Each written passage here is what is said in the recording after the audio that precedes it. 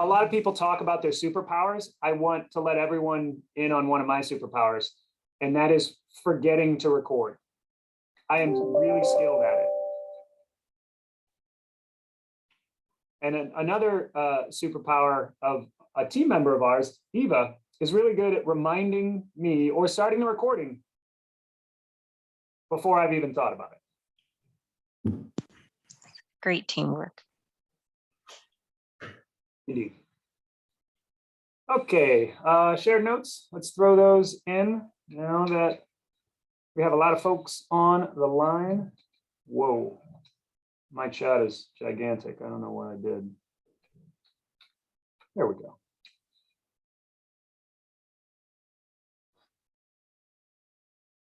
Okay, Eva, I'm going to make you a co-host in order to let people in.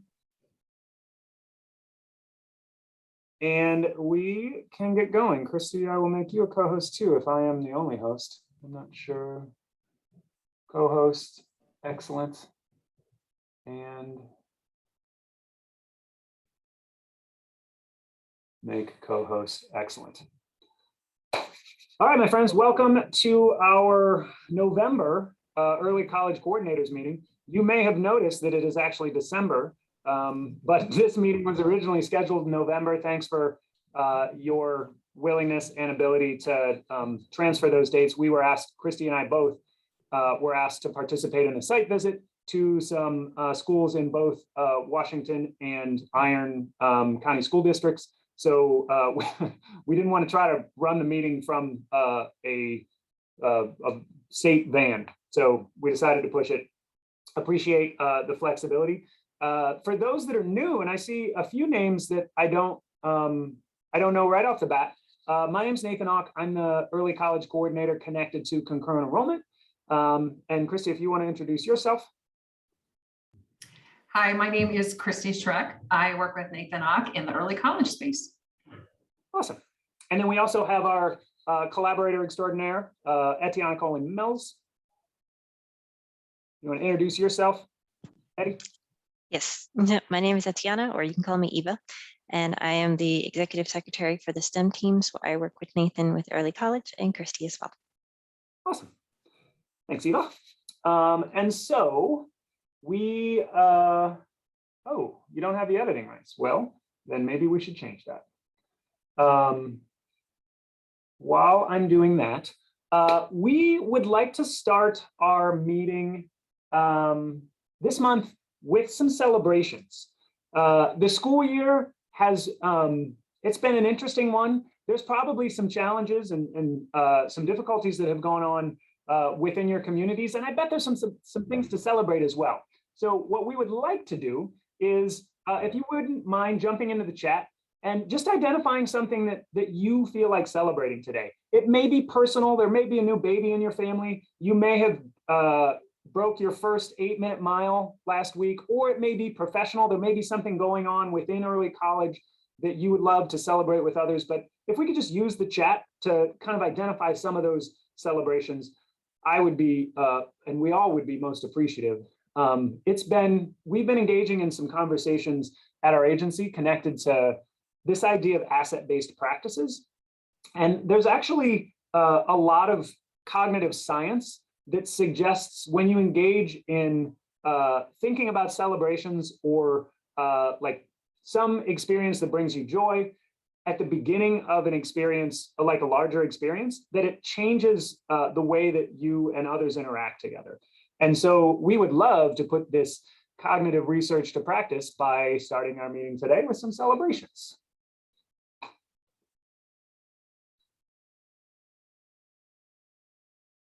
Right?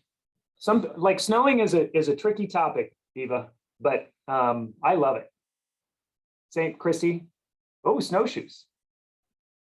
One of my celebrations is for the weekend last weekend. It felt like a beautiful fall weekend, and I was like outside with a t-shirt on, and then a couple days later, I'm looking out the window and it's snowing, and that's super awesome too. Camille, that's awesome. I was at that CTE center a while back. It's been around for a while, hasn't it? Well, the building's been around for a long time, but we have been renovating it for the last, what, 9-10 months. So we're finally getting in the building and going to have some awesome programs. Awesome. That's super great. Oh, it looks like GTI has concurrent courses now. Sandy, that's super awesome. One site. Yeah, winter break is a great one. What we did was centralize program courses that couldn't be offered. It was difficult to find the teacher or at a single place where kids could be bused to allow every student to work toward the general ed certificate. Oh, that's awesome. Super great to hear. Winter break for sure. Jenna Lynn, new math teacher, full kitchen staff. I love it. Awesome. So feel free to continue to throw those things that you would like to celebrate within the chat. I think one final celebration that I would love to throw out there is just the way that I guess the opportunities that I have seen as a result of participating in these conversations connected to asset-based practices. Like thinking about how continuous cycles of improvement have focused on barriers to begin with, and then instead doing an asset mapping of all the assets that your community can bring to a circumstance. It's changed the lens that I view a lot of education with. And I haven't had any initiative in the last maybe 5 years that has been so kind of influential on the way that I look at education. So as folks are continuing to kind of come in, we'll throw in the shared notes again in the chat.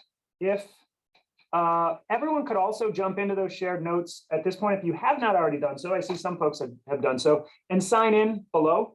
That's helpful for us so that we can refer back to feedback that anyone gives or answer questions with contact information connected to the sign in. So if you click on that blue welcome sign in below, it'll take you to a table at the bottom. Just throw your name and district, and that would be most appreciated.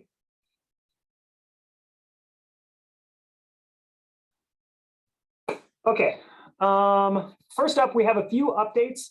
I want to front load the fact that today is going to be a pretty data heavy day.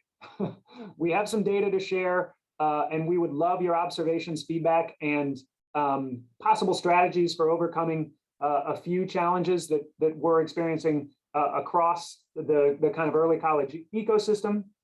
But before we get to those things, we want to jump into a few updates. So we have 2 more meetings. Hopefully they will stick on January 27th and April 12th. I don't anticipate those having to move. And so the date and the time are there. We also sent out calendar invites, so you should have access to those calendar invites. If you don't, if you put that in the chat, Etiana can add you to the calendar invite. She is the owner of that invite. And then we also wanted to talk about early college allocations. That includes AB. Nope, AB is not a program. IB, AP, and CE. I'll start with CE, and then Christy, you can talk about AP and IB. I finished the allocation to send to finance yesterday. I'll be sending that allocation to finance today. It will be on the December allotment. So as you may know, all of the early college applications are 1/12, meaning you'll get 1/12 of that allocation per month, although you'll get the lion's share of it up front, representing whatever, July through today, that number of months. The match data between USHE and USBE was completed, let's see, today is Thursday, so it must have been completed Monday of this week. And so we are 2 months ahead of where we were in the allocation process last year. The goal is still to get it to November, but we feel like we made some progress this year regarding that kind of match process. So with CE, you'll see it on the December allotment. We're good to go. Christy, if you want to talk about AP and IB. Yes, I'd love to. We are in the same boat. We are with IB. We submitted that in on Saturday, so that should be coming forth rather quickly. AP has been a little bit more delayed. We, because of the testing window, how it was extended, the data therefore was delayed in getting it to us. And so we finally have that now, and we should be able to get that out shortly. My goal is after this meeting to do that, or first thing tomorrow morning to get that turned into financial ops. So we are in the same place that Nate was describing for CE. Okay. Awesome. Questions, comments, concerns about this allocation process? I know we've been getting a few emails with people being like, where's this money? Or can you give me a time frame of when it's coming out?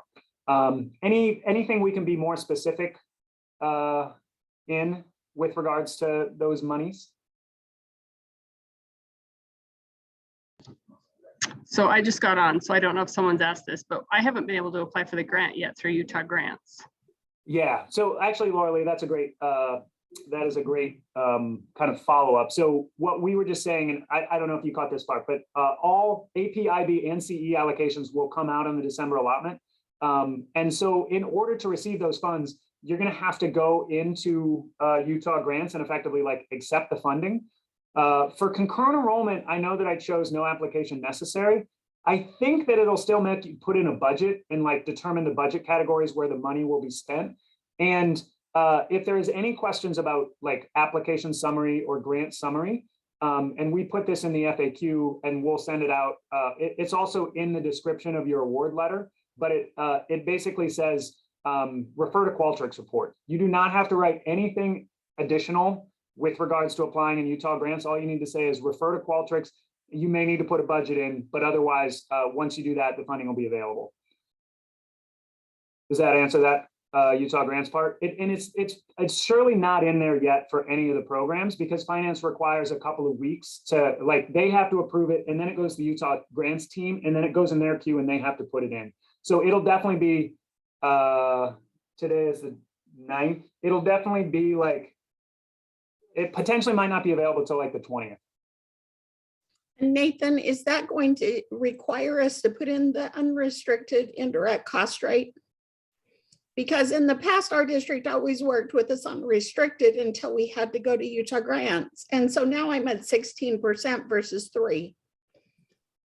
Yeah, that's a tough one that I don't want to wade into too much, Sandy. I know that now, like the reason for that change was that state grants are now required to be the restricted rate, or is it the unrestricted rate? Sorry, this is outside of my area of expertise. I need to look at our FAQ. It's actually unrestricted rate, but the problem is that takes huge portions from kids. Yeah, you are not the first person to bring that up. And unfortunately, that part is outside of our control. Our assistant superintendent of finance has said that like this is the expectation across programs, and like we don't even the program leads don't even have access to shifting that. Although I did share with her that feedback when she like made that communication. I think it's statutorily mandated. I can talk to you about, I talked last year to Mitch about that, and the same would probably apply. I can kind of talk to you about that in Granite if you want to stop by. Thanks, Sherry. Yeah, thanks, Sherry. Great question, Sandy. I wish I had a better answer for you.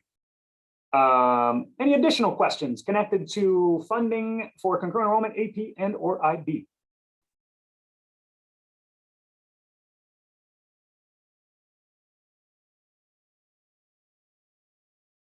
Okay, moving on down the agenda. Okay, I'm going to share my screen so that I can point at these supports.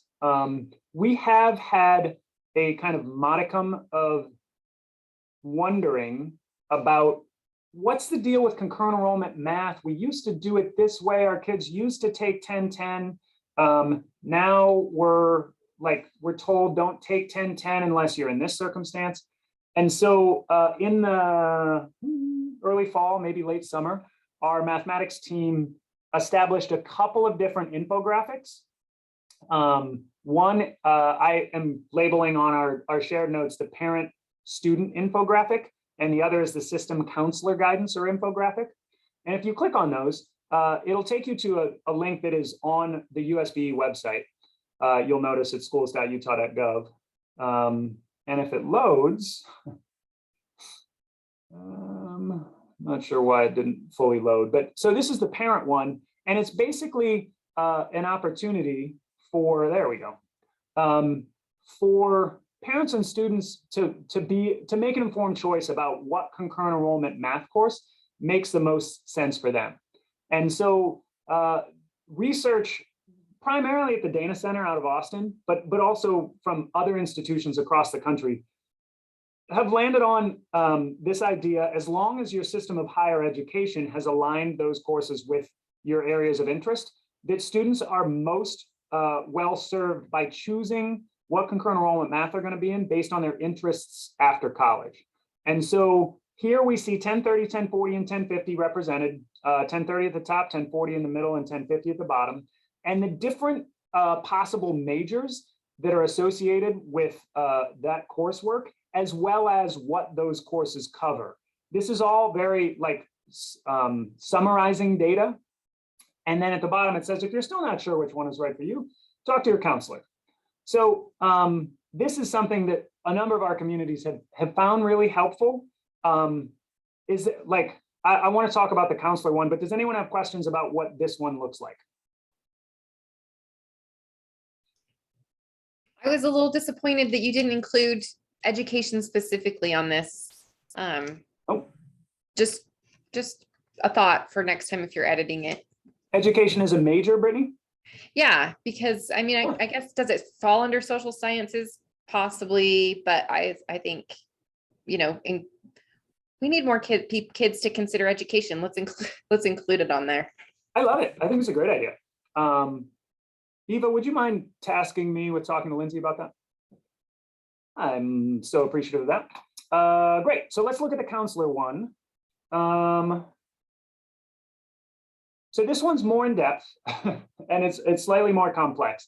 And it's basically to try to prepare counselors that may not have like a ton of background information connected to these choices about how to set students up for success in taking the pathway that makes the most sense to them. So before we get to this conversation surrounding 1030, 1040, 1050, we also have AP represented within this like broader counseling space. You can see AP statistics under statistics, and then AP Calc, AB, NBC over here under Calc. And it basically, we've gone through several revisions of this, and it's tricky to get all this complex information in one infographic. But the take home is that you can either take secondary 1 through 3 in a normal sequence, freshman, sophomore, junior year, and then you'll be prepared to take 1030, 1040, or 1050 in your senior year. You could also take AP statistics depending on what's available within your institution in place of 1040. And then if you want to get to calculus and you're not in a telescoped pathway where you're like mixing courses in your middle school years, you can take what's called the extended topics route, which is currently an accelerated pathway. Previously, this was called honors coursework, and now board rule has changed to calling this extended topics. There's a reason for that. If you're interested in that conversation, I'm happy to give you some background. I won't go into it now just because it's kind of a deep conversation about this honors coursework, and there's going to be a bunch more stuff coming out about it in subsequent months.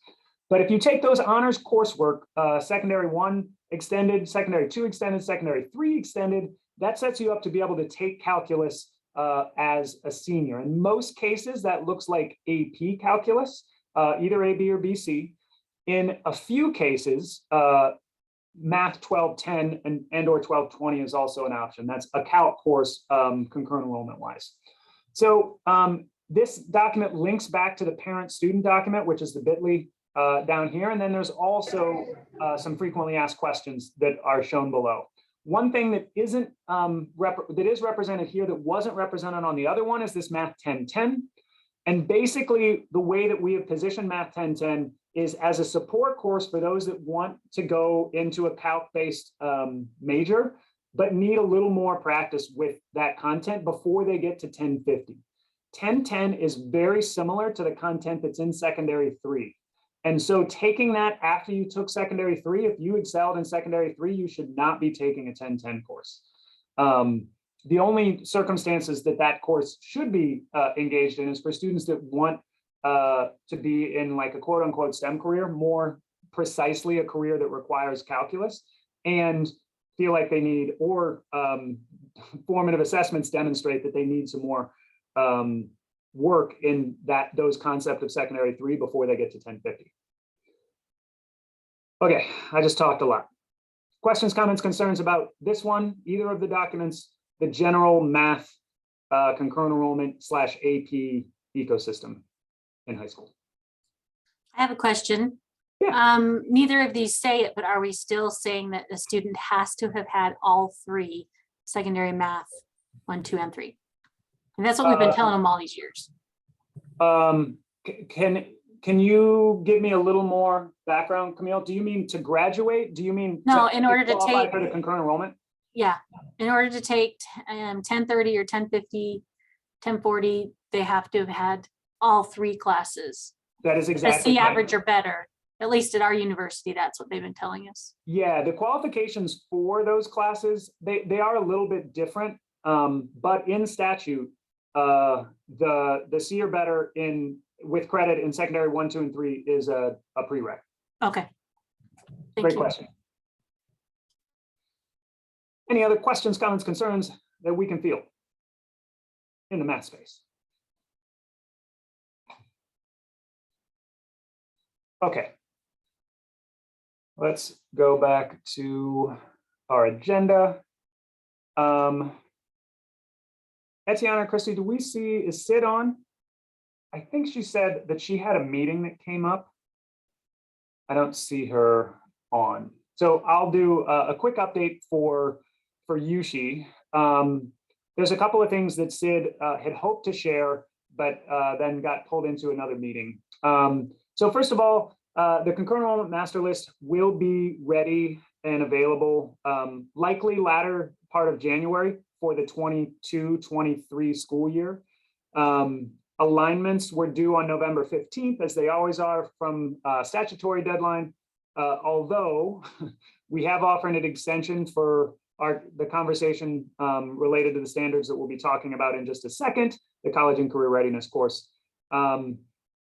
However, just know that master list will be available within the next, like, we'll say 30 to 60 days.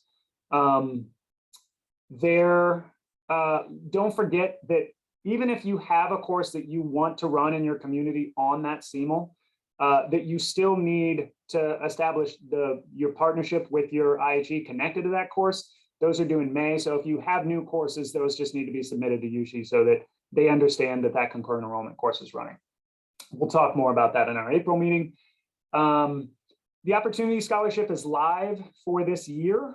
And I think Sid said that there had been 2,000 applications for that scholarship already.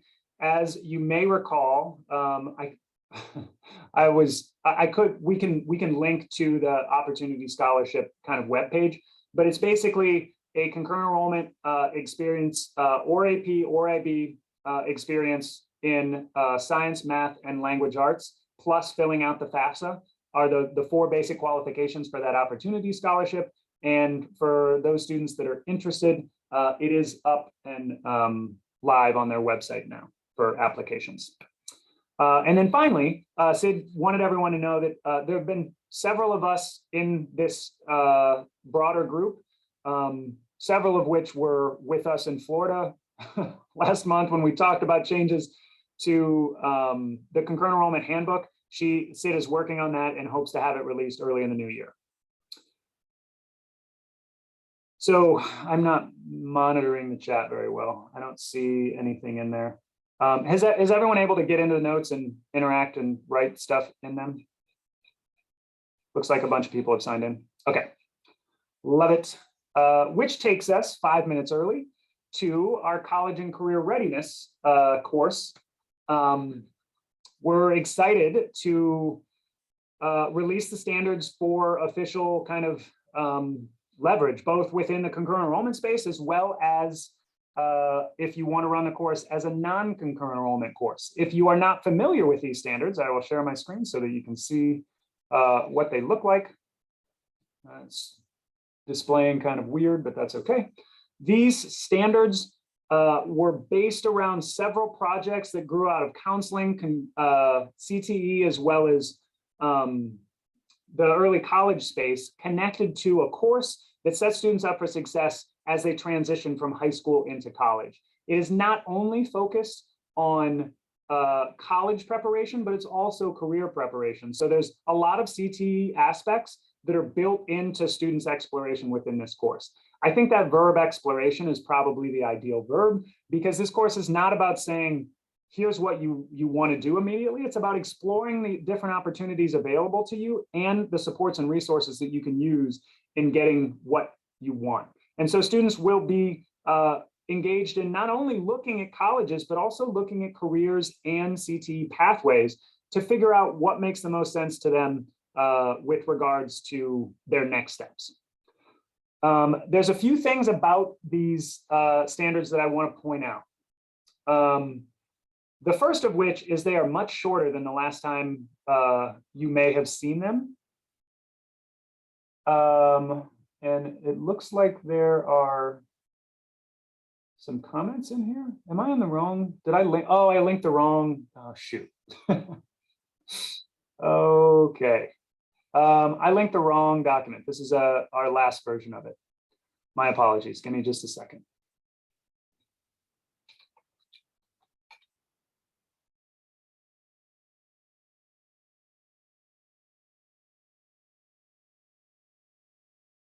This is the document that we want to be looking at. Hopefully this one will look much better. My apologies for linking the internal document as opposed to the external one. I will change this and you can jump back into the one that it was supposed to be. I want to link this document. That's the right one. Apologies. Yeah, so you might have to refresh in order to access that link. This is what it looks like. This is the one we want to be in. And so at the beginning of it, gives intended grade level. The core codes that you need to use, the concurrent enrollment core code is the same, but with the 13. And so this is actually 1003. The prerequisites for this course are none. The credit is elective. So ultimately, there's a lot of flexibility with regards to what you will engage in. And the license area of concentration is secondary professional license, but there's no required endorsement. So the vision for the course is that multiple instructors will be collaborating, probably someone from the counseling space, someone from the CTE space, someone from the institution of higher education space, and maybe even someone from like the language arts space potentially will be working together to kind of achieve the strands and standards in this course. As I was saying, these standards are much shorter than when we released the original version of them. There are 4 strands. Each strand is only a single page long. And at the end of each strand, you'll find something that's new to the standards at the state level, and that is performance assessments. In CTE, you may know about performance skills. This is a kind of, I don't know if evolution is the right word, but another take on what performance skills might look like. And the purpose of them is to provide opportunities for students to engage in a kind of personalized creation of some item that can go into a portfolio that they can then leverage when they get out of the course to pursue whatever they're going to do. It'll include a resume. It'll include this career pathway map. It includes like college entrance applications and things like this that will kind of set them up for success as they leave the course. Roy, do we have an update with regards to this course's, how it fits into the higher ed credit space? No, I wasn't able to hear back from Snow College, but I've got a call in. But I am interested. That is a question that my counselors have been asking is could this fall in under the general ed certificate for our students as a possible elective? And then B, what was the other question that I asked you? I forgot already. Oh, no, it was just the course number and you answered that already. Yeah. So it really was, how does this credit work? Who can teach it, which you've answered that. And then the big one for my counselors, they felt like the selling point to students. And I'd be interested from this group, like where they see to target this, because we talked about targeting this in our build it into our sophomore year with our students, because we have so many that dive into concurrent in their junior and senior year, but have this like kind of their entry into the world of concurrent enrollment. And really, like you kind of pegged it. We talked about having multiple personnel dive into it by quarter. So for example, my counselors might start with the first quarter and touch on the strands around, identifying, careers and those type of things. And then have my English department jump in when it gets to the time for writing and creating. And then perhaps my CT, one of my computer science teachers, for the crafting of the portfolios and things like that. But again, we got a long ways to go fleshing this out, but that's where we're at on it, Nate. Awesome. And Dawn, if you can just give me one moment to kind of add a few things to what Roy had said. The first of which is, like, ultimately next school year is going to be a pilot year. So let's get into these standards, mark them up, figure out what fits and what we want to remove. They were our best guess. I want everyone to know that we have broad stakeholder feedback on these standards from like all kinds of different communities. And there's like always in that process and push and pull that you're like, we're just going to do our best for the first round, and then we'll get feedback and we can update them going forward. So please, it's an elective course. So ultimately they're like, it says intended grade level, but if you wanted to do it in 9th grade, like there's nothing stopping you. And so it's wherever it fits best into your ecosystem that we hope that you leverage it. One other thing that I wanted to note with regards to it being a concurrent enrollment course is the fact that, as I mentioned earlier, November 15th is the statutory deadline with regards to when alignments need to be put in. As you may have noticed, it is no longer November, it's December. However, USHE has extended that deadline to this Friday, connected to establishing alignments. It is the USHE institution that you partners with, their responsibility to send those alignments in. I have received several already. Sid had said that there was, I know I have at least 4 USHE institutions have already put in for an alignment with this course. I was hoping Sid was here so she could identify which USHE institutions they are. I can look in my email. I can probably figure out most of who they are right now, but if you wonder if yours has gone in, I can get you an answer by the end of the day for sure.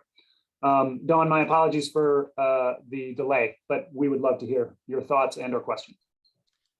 No, just a couple of comments. So we're piloting it with Weber State University, and their requirements for their, they call it first year experience. That's the name of the course. And they have some requirements that helped us kind of set it out, but we're doing it with 10th graders. We have a teacher, and we did master's level because that's a Weber State's requirement. But then we are pushing in, like our school social workers teaching executive functioning, our counselors are pushing in and doing some college and career readiness stuff. They have that course already is connected to college departments. And so some of the departments are pushing in with some lessons. But so the university kind of will help with that. Whoever your university partner is will help with a lot of the structure part and the potential requirements. They really helped us with, I mean, they shared the whole Canvas course, and that was nice. Thanks, Dawn. Further questions, comments, concerns? For those throwing in the chat, I am working on that one. And I will continue to do so. I'm not great at multitasking, so as we have to move forward, it might take a little while to get answers, but I will have them shortly. Any other questions connected to our college and career readiness standards?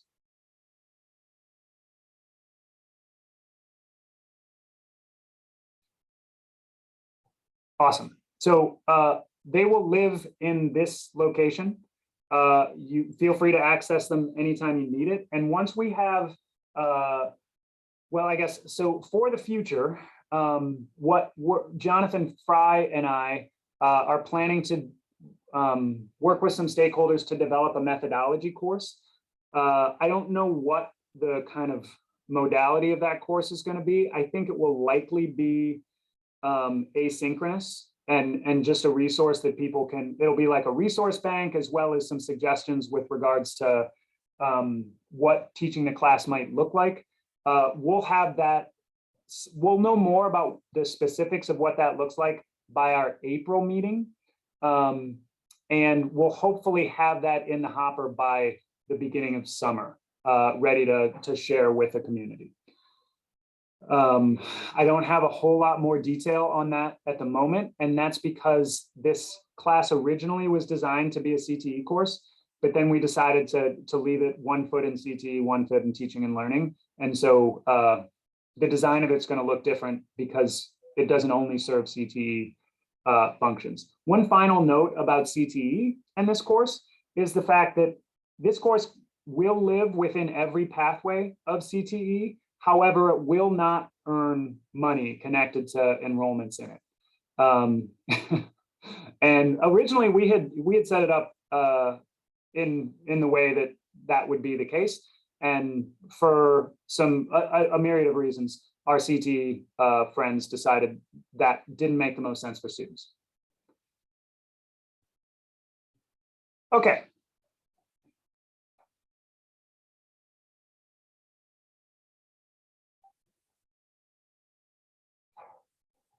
We are ahead of the game.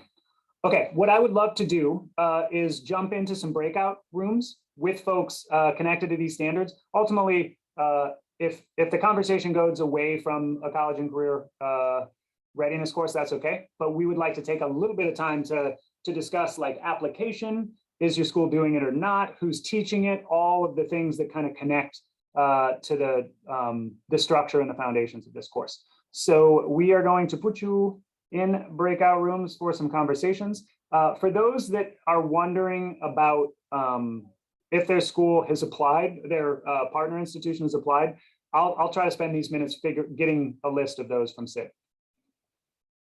Okay, stop sharing. And breakout rooms, we're going to assign automatically.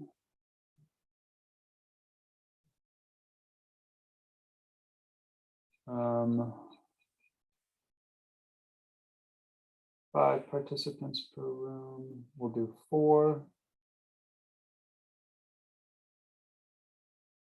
Okay, we'll see you back in 7, maybe 8 minutes. Please fine.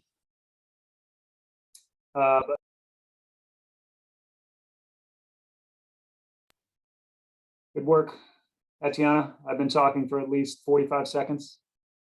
I'm glad you saw that. Welcome back, everyone. I have the list of schools who have officially submitted alignment for the college and career readiness and those that are likely to. Salt Lake Community College has indeed submitted an alignment, and Snow is apparently on the list of someone that Sid expects to send an alignment in, Royd. So it might be worth poking them to make sure it happens. UVU is also on that list of folks that have sent one in, and Weber is expected, but I don't think as of now we haven't received that that alignment. So Dawn, it might be, if from a concurrent enrollment, like earning that credit, it might be worth poking Weber too. Okay, we have 9 minutes to share insights that came out of those conversations. And like at this point, it doesn't have to be focused on anything specific. What ahas did you have? What surprises, questions are you remain? What did you all talk about in this space?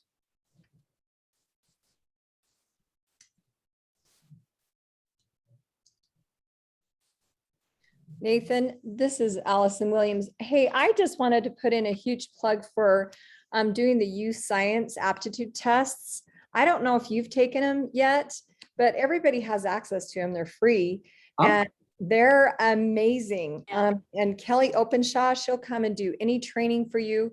I had her come and do some training for all of our counselors and then our CTE teachers. And we all took the tests and it would be perfect, a perfect fit in that curriculum. We've done the same thing in Davis School District. It's great. You said use science aptitude test?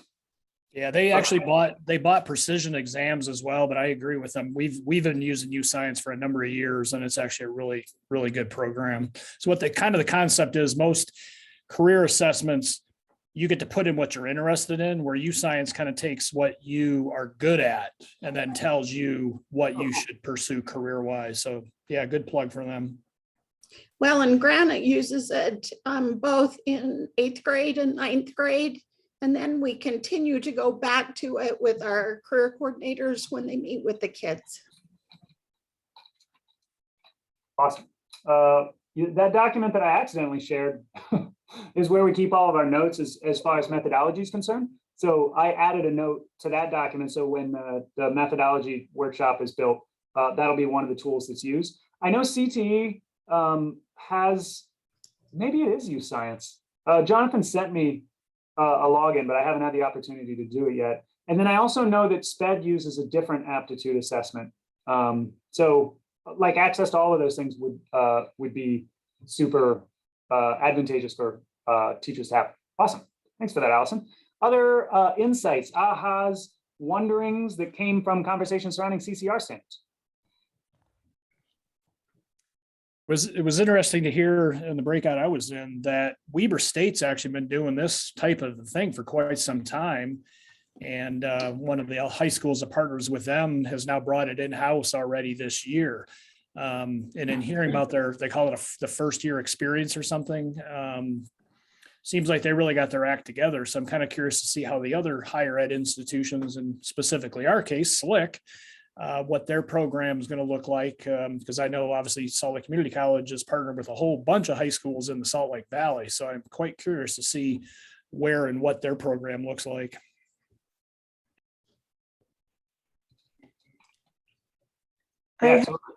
Oops. Go for it, Joe. I have one thought, and I apologize. I'm coming in late, so I hope I didn't miss something, that this is not an appropriate comment, but trying to catch up here on the strands and then make sure I understand them quickly.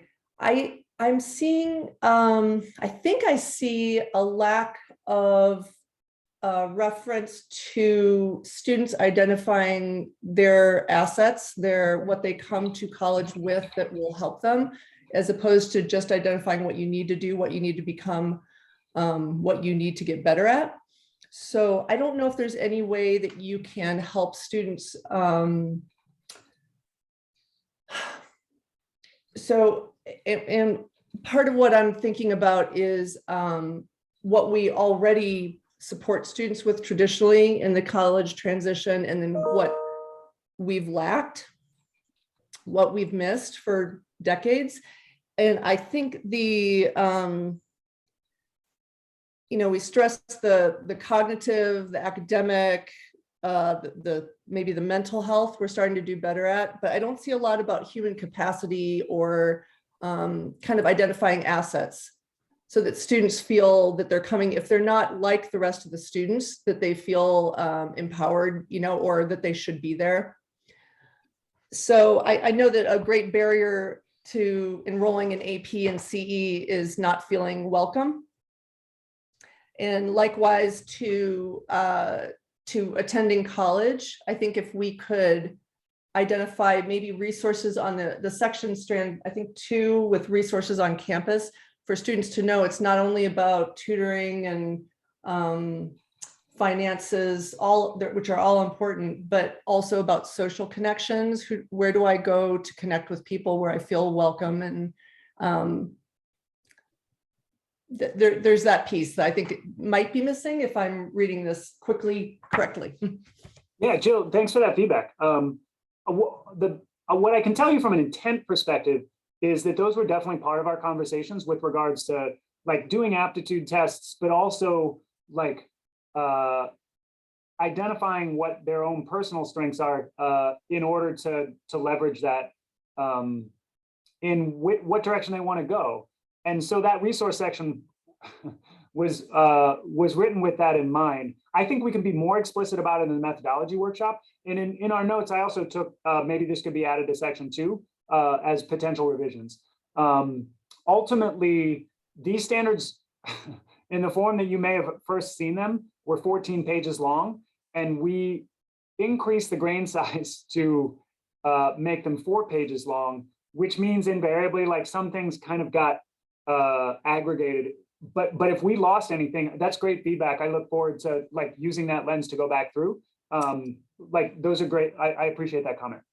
And it could be very small, just an added word to strand 2, standard 2. I noticed investigate campus resources, parentheses, academic, financial, emotional, etc. I don't know. So you could just add a word there. Community and belonging.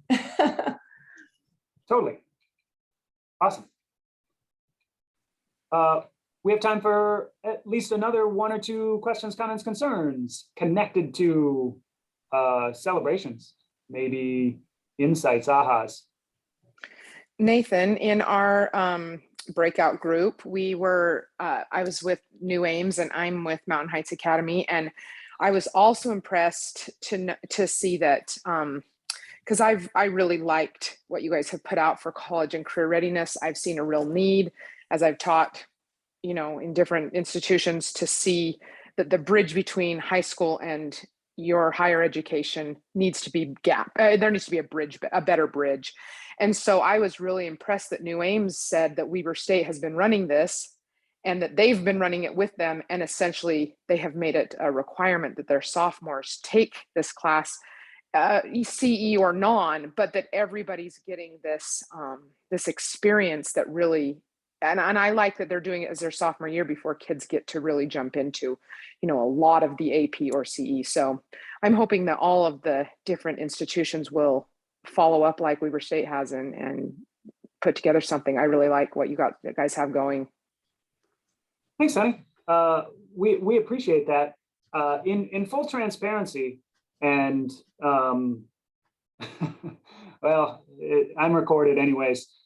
This is something I may generally say without being recorded, but we made sure that this course was positioned adjacent to the financial lit course, even though there are a few topics that overlap with that course. We wanted to ensure that communities had the opportunity to leverage it as a requirement if they choose to. And so we wanted to make sure that, because during the discussions for the standards, there was a like kind of big swaths of some of the standards that could be really similar to the financial lit ones. And so we would try to be intentional with regards to setting it up to be a requirement if communities decide that it would be worthwhile for that space. So I appreciate those comments. Any final wonders or ahas folks would like to share? Thanks so far for the insights.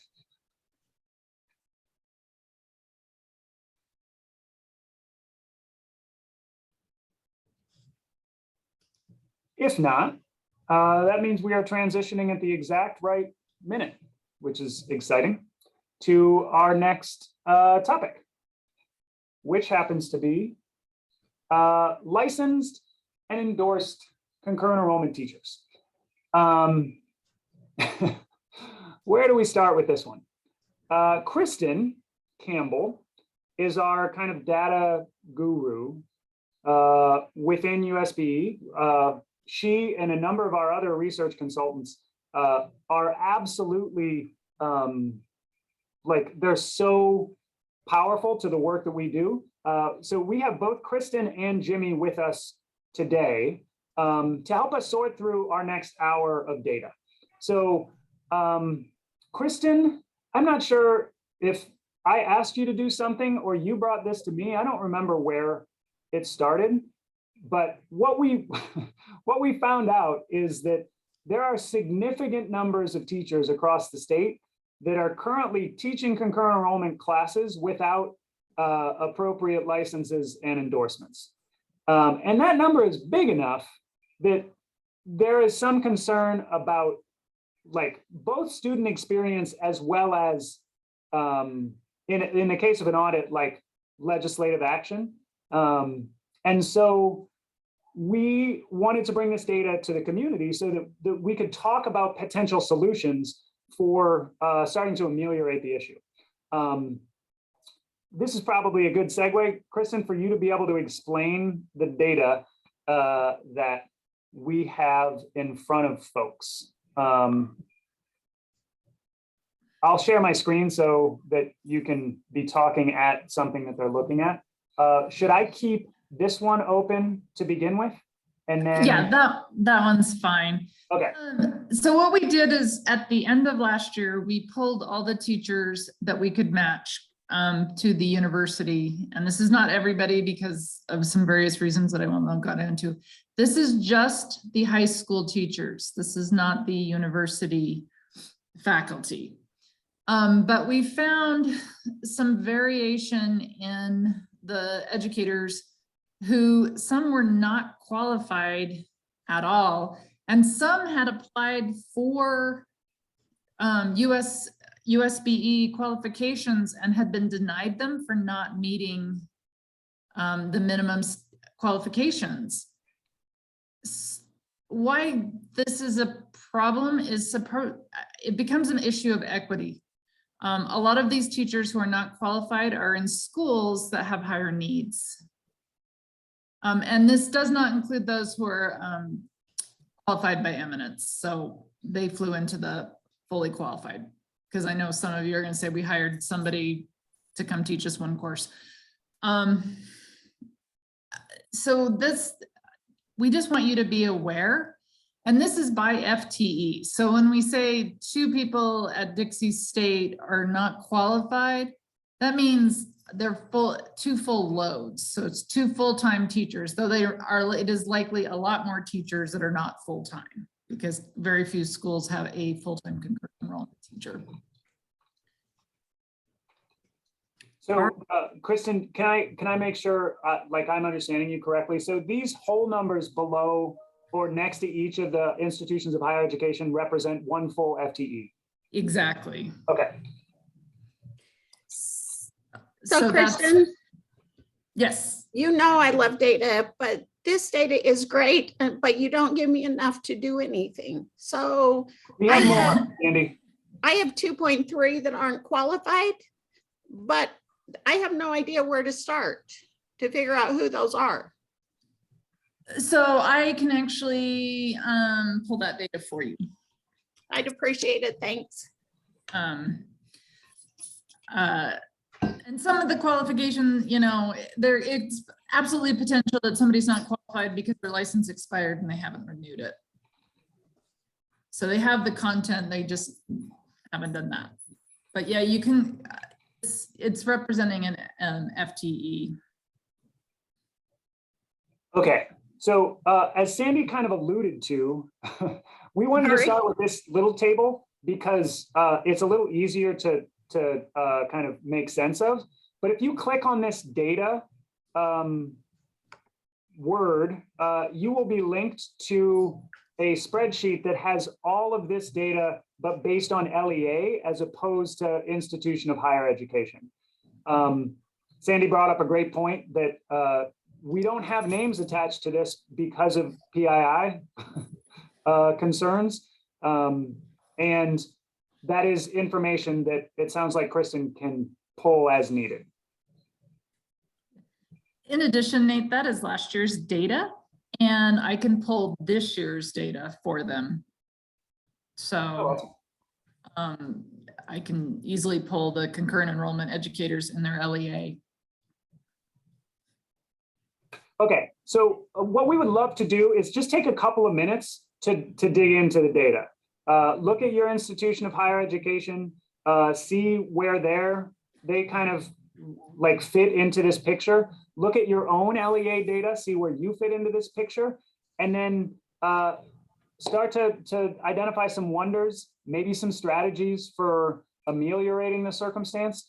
I want to be clear, this is not about accountability. We're not coming here today being like, do this or else. This is about like working together as a community to increase these qualification numbers. 84% of all FTEs being qualified with USU, like that number to me was shockingly low. I expected all of these numbers to be 95% or greater. So I was surprised by how low they were. So let's work together as a community and see if we can come up with some strategies to setting things up. And that couldn't, like, I also want to be clear with how hard it is, especially in rural districts, to find qualified teachers to teach these courses. So that is not something that is lost on any of us, how challenging that circumstance is. I have a couple of suggestions that I'll ask for folks' feedback, but we would also love your suggestions on what can be done in order to kind of ameliorate this circumstance. So let's take maybe 3 minutes to dig into the data.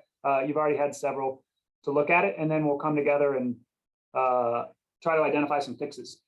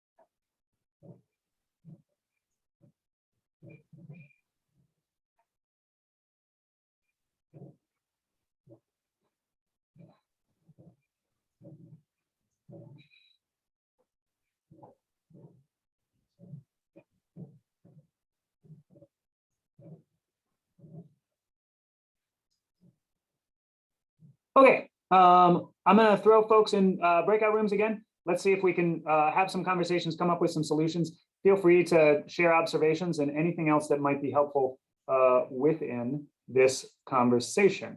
I'm going to reorganize those breakout rooms and make sure that there's no one in a single, and we're jumping in now. Conversations. I would love to hear what people kind of landed on, and whether it's observations or potential fixes, maybe it's just steps in the direction of finding some solutions here. What types of things seem reasonable? Christy? In our group, we wondered if it was a possibility to get the information broken down into the subjects taught, and that might be helpful for teachers to be able to disseminate it if they have that specific information. Yes, we can. Awesome, thank you.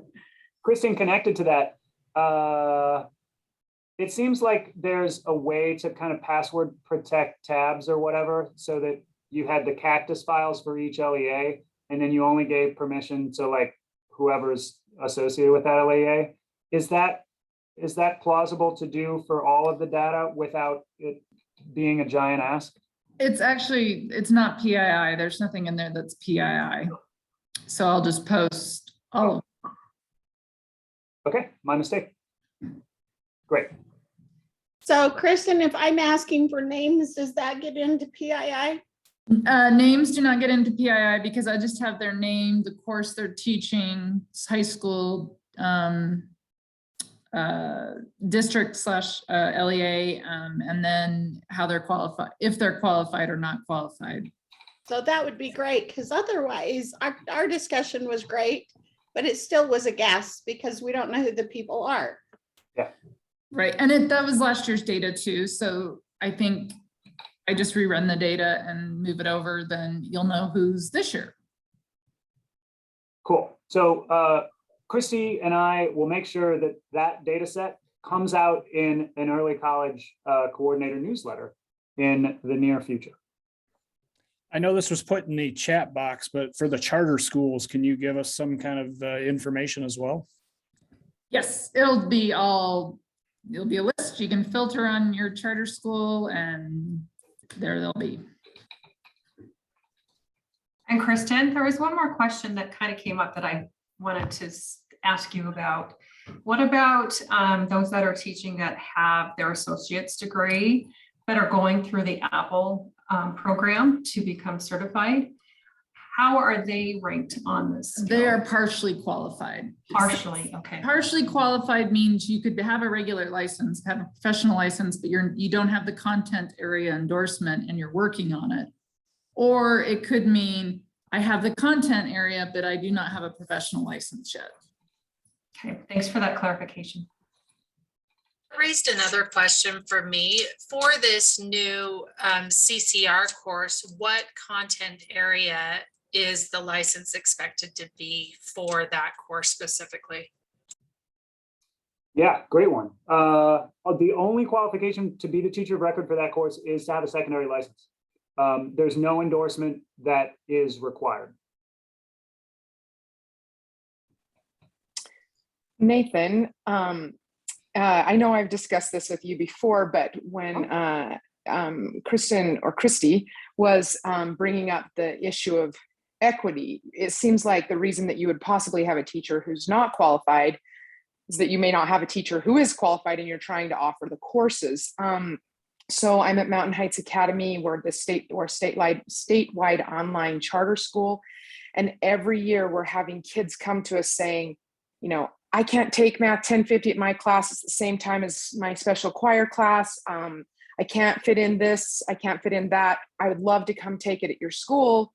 And we just run up against the, or we're talking about rural districts who can't offer wide variety because of their size. And we say we have nothing to offer at this point. And I keep wanting to put it out there to the state that I feel like, rather than feeling like it's a situation where we're trying to take students away, we're trying to offer a situation where, because most of these students are not interested in being full-time. They're just looking for, you know, something for a reason they can't take it somewhere else.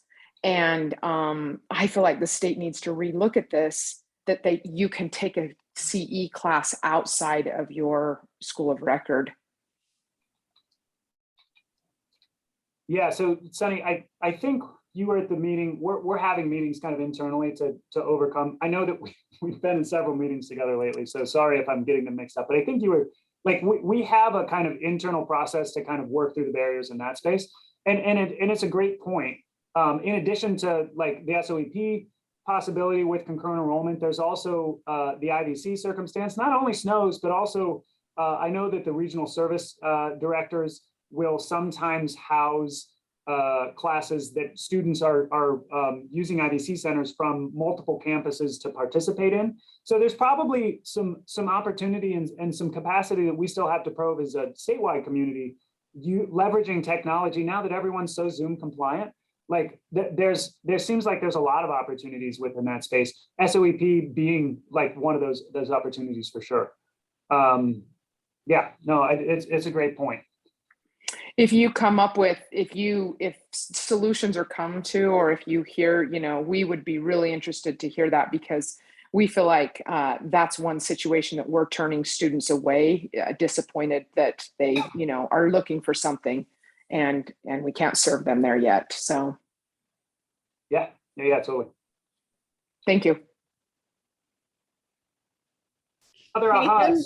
Yeah. Back to the college and career readiness course. In the license area, because in the endorsement area, you say no specific, but you list career and technical educators as one group who could teach it. But in the license area, you only list the secondary license. Many of our teachers come in on a CTE license. Is there a reason that's not there? Is it appropriate to punt, Sandy? Is that? It's okay. I looked at it and we have a lot of great teachers who could teach this course, but they don't have a secondary license. They have a CTE license. Do you know Jonathan Fry? I do. Okay. He and I have worked closely together on that course.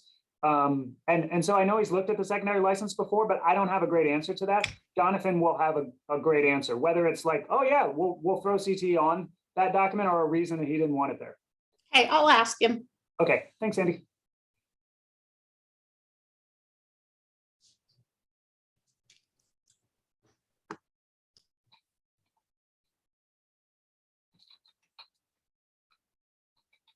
Okay, because we only have a couple minutes left, there's a couple of things that I want to throw out to the group as long-term fixes connected to this. And I would love your thoughts on. The first of which is the STEM EIP program, or rather the STEM EI program. If you're not familiar with this program, it's short for the STEM Endorsement Incentive Program.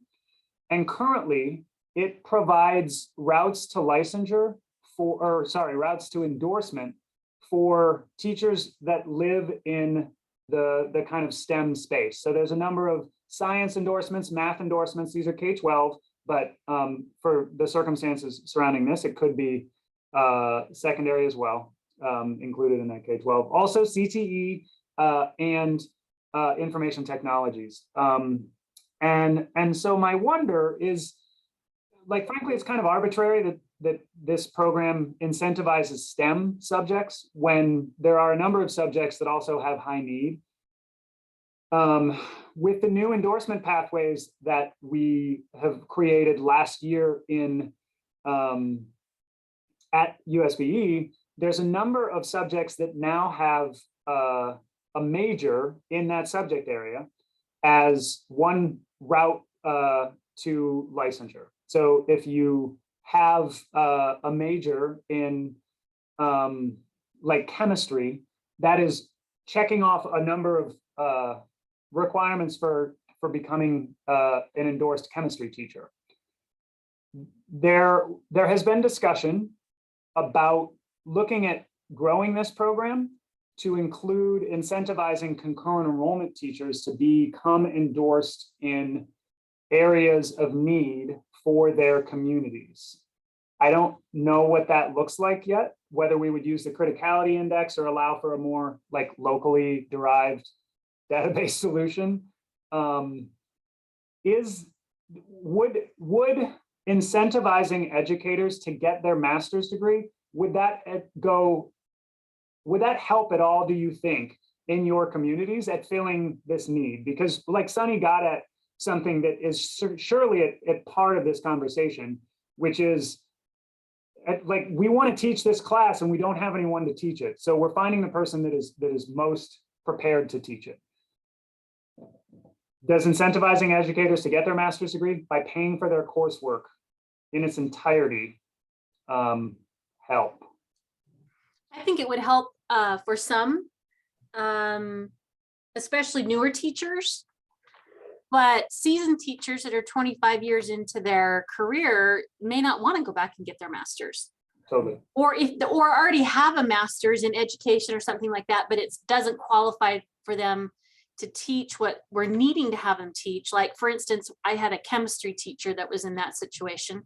She'd been teaching for 25 years. She had a master's, but not in chemistry or not in what the university was requiring. she's like, I don't want to have to go back and do all that work again. I only have a few years left on my career. So I think it definitely would help those younger people for sure. Some of them, though, it's getting a master's in the actual content area instead of like a master's of education or that kind of thing. So that's a little more rare, I guess I should say. Sure. Great. Other thoughts? I would say that while I would agree that not everybody would be interested in it, I don't see a downside that people, it's gonna like restrict people from doing it, or people saying, oh, there's money out there to get, I'm not gonna do it. It would only be a value added. And I do know, because I've been involved in our small district, I can think of 3 times right off the bat that I have teachers that would be more than happy to engage a master's degree specific to a content area, especially if somebody will pay for it for them. And so I think it's a great idea, because it can only help. Now, unless it's taking those resources and taking it away from something else that I have to weigh that against. But if it's a yes, and then I'm all for it. I also think, though, if you're going to pay for the master's, there should be a commitment of time after they receive it, that they stay with you, because you get a master's for a person in computer science so they can teach concurrent, and they can get a job anywhere. And so I think there has to be some kind of statement that there is a commitment to stay for 5 years or to whatever, just because otherwise you're going to pay for some people to get it and they're leaving. Yeah, that's a great point, Sandy. I put in the chat that we applied for a prime grant, and that's what we're doing with some of our money is, offering to help pay for our teachers to receive their concurrent enrollment endorsements. But I think one of the things that we really focus on is which concurrent enrollment class are you going to teach? And so that prime grant has really helped us focus so that those students are getting credentials that they can transfer to other universities, that they can take that certificate with them and go anywhere. So it's not just, underwater basket weaving or something like that. It's something that's going to be useful to them. We're doing the same thing with that grant, providing, funds to be able to help the teachers get their qualifications. Okay, so I just have to say, yay, that's awesome. Love hearing that. Love it, love it. Thanks for sharing. Awesome. Okay, we're a few minutes over. So if you have any other thoughts with regards to like suggestions on how we pursue this, I think what the last thing I'd like to say, and I'm going to be intentional with my words here. I want us to think about ways that we can leverage the power we have in this circumstance in order to ensure that we leverage that power before it could potentially change hands. And so I'm excited by the opportunities that we've talked about in trying to kind of get those percentages of highly qualified teachers up. And I just want to make sure that we're leveraging our power in a time when it is most powerful, which is now. Okay, so we have one final item on our agenda for today, and that is another data dive. This one in connection with early college success criteria. You may remember, and I will share my screen, conversations that we had last month, and even these conversations actually were they had their origin in last year. But that's connected to the success criteria that we're using as we go forward to help assess our own systems and measure what does success look like. So after conversations with both our advisory committee as well as everyone within our early college community, we landed at these 4 ideas as the primary success criteria within early college. and in the future, maybe we could add more. There are some other ones that have been suggested, but most of our work falls into these 4 success criteria. That is recruiting students into our ecosystems, that's retaining students in our ecosystems, that's creating a pipeline that allows them to access those ecosystems, and that's making sure that the courses that they're taking are effective at meeting their needs and preparing them for success, whatever that looks like based on the course. So as we mentioned last time we met in September, we're going to be spending some time every meeting this year talking about 1 or even 2 of these success criteria. And so again, today we have Jimmy Hernandez with us. He is a data analyst at, or a research analyst at our agency. And we like lean so heavily on them to help us make sense of like the aspects of decision-making that relate to data. And so if you would be so kind as to click on that recruitment data link. Uh-oh, did I link the wrong thing again? I'm not sure how I managed to do this twice in one meeting. But Jimmy, if you want to give a kind of introduction to what this data set is, and I will fix the link. Obviously, I'm multitasking too much.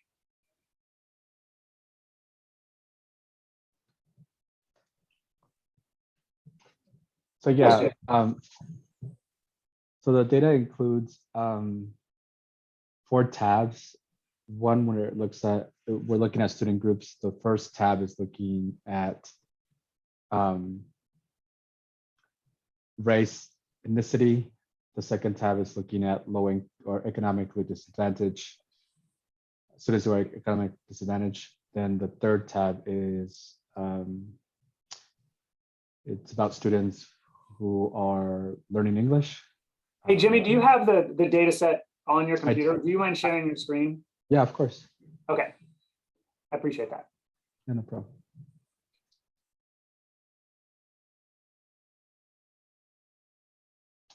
All right, so the first tab here, as I said, is related to race ethnicity. The way I pull the data is I looked at 2020 and 2021 data. These are the counts of students who took at least one early college course, and that again is defined by either being an AP, CE, or IB course. And then I took the difference of that, and then I looked at the percentage change.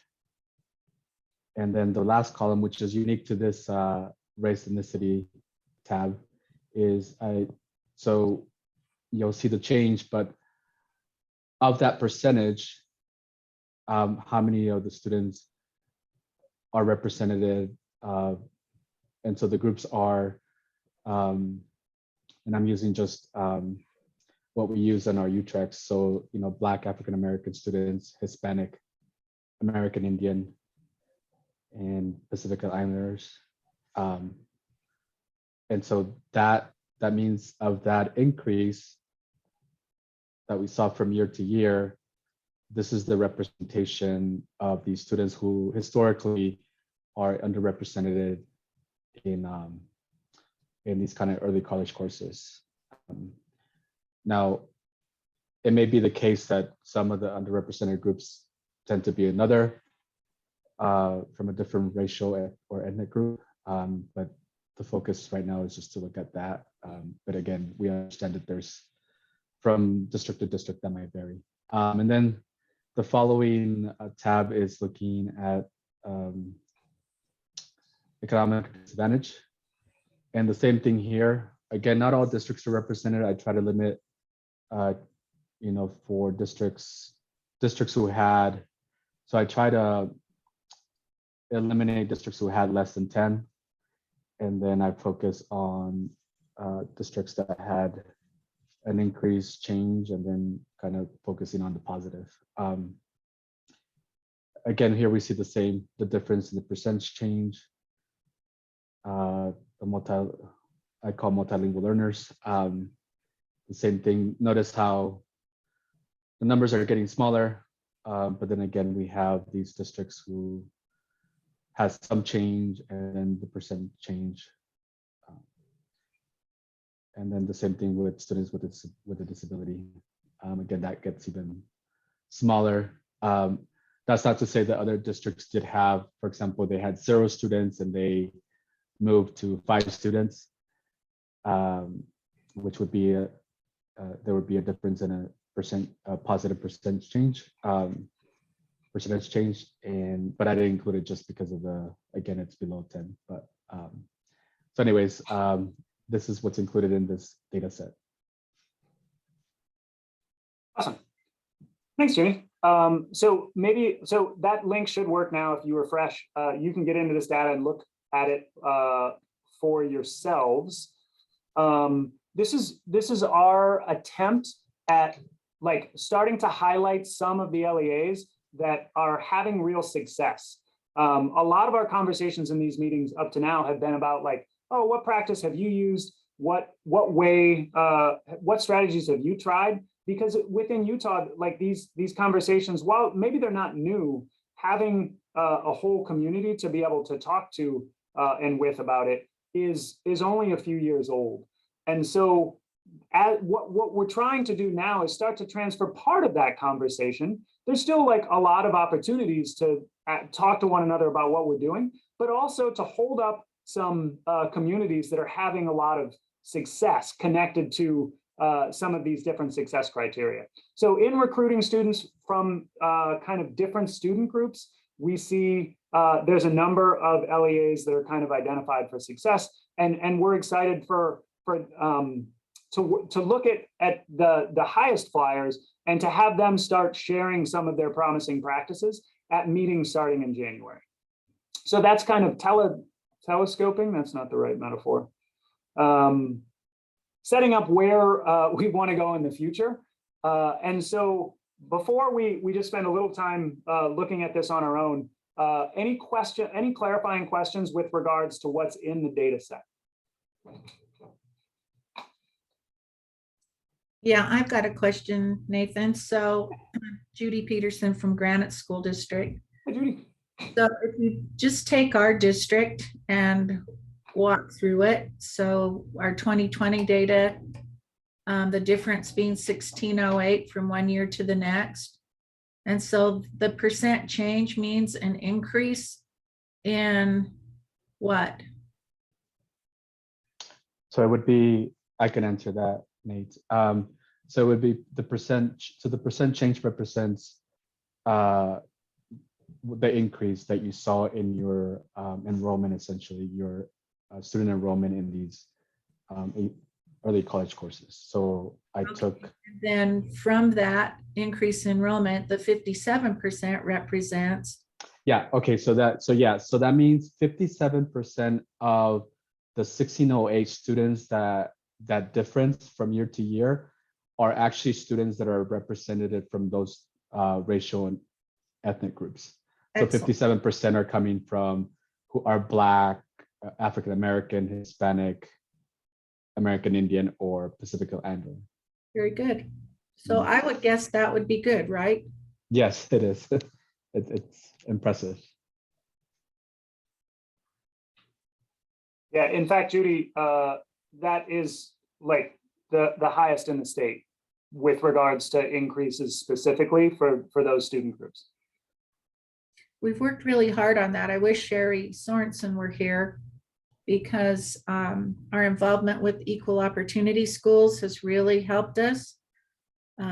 Following the protocol that they've identified, and then just the work that we're doing to increase concurrent enrollment CTE offerings. Yeah, indeed. Sherry was here earlier. It looks like she had to jump off. Had to jump off. Awesome. Other clarifying questions connected to this data set? Why are there some schools and districts and charters not listed? So I'll take that one. What we wanted to do here is not create conversations around like ranking with one another, Jeff. The hope is that these in each of these the tabs at the bottom, the categories, race, ethnicity, economic disadvantage, etc., that we establish some high flyers that are meeting like a threshold of success that is different than what we've seen in the past, generally. And so these schools and or school districts represent the kind of those that have made the most progress with regards to the specifics of each category. With that said, this is data that we can pull for any school. And so in many cases, this data is also available on the Early College dashboard. So the message is not like, don't use this data if you're not on here, but we wanted to highlight the work of those that have done a really great job of it. And also set up this conversation about, we'll be leveraging this data to bring in some folks to talk about their individual case and how they've changed the data. I think Granite is likely to be one of those communities if they're willing to be. Great question, Jeff. Any other clarifying questions connected to this?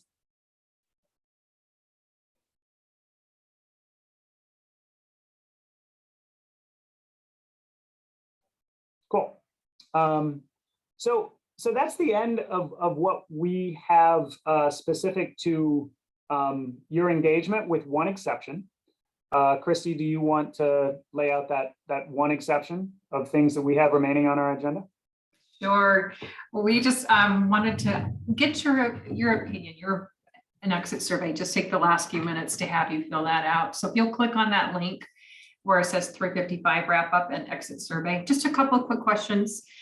Some that you've seen before, but we just want to get your feedback and understand if these are being helpful and what other things you would like us to review with you and go over. So, and some of you did join a little bit later. If you didn't have a chance, please feel free to add your name to the sign up list below as well.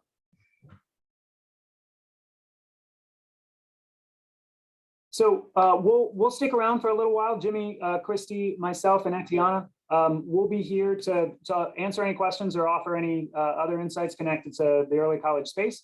But this brings our formal time together to a close. There's 11 minutes back in your life if you are already on your way to finishing the exit survey. Thanks so much for your time. We appreciate all your insights and collaboration across our community. We look forward to seeing you in a month and a half. Enjoy the snow. Thanks, Jeff. Hey, Jill, can you not leave yet? I have a question for you. I'll do the survey and then I'll unmute. Oh, I love it. Okay, hang on. Nathan, when you were talking about back to the early college course, the CCR CE course. Yeah. Is that approved to start for the 22-23 school year, or will it be 23-24? It is approved to begin 22-23. Okay, so we've kind of missed the boat on that. You haven't yet. Oh. Like if you want to establish an alignment by tomorrow, tomorrow is the deadline that Sid gave. I tried to make it a little longer, but it's just not in the cards. So the good news, Judy, is that it's an elective course. We're shooting for an 80% overlap, and I want maybe we can end the recording. Let's end the recording. Okay. I don't know where am I still sharing my screen? I don't know where my little tool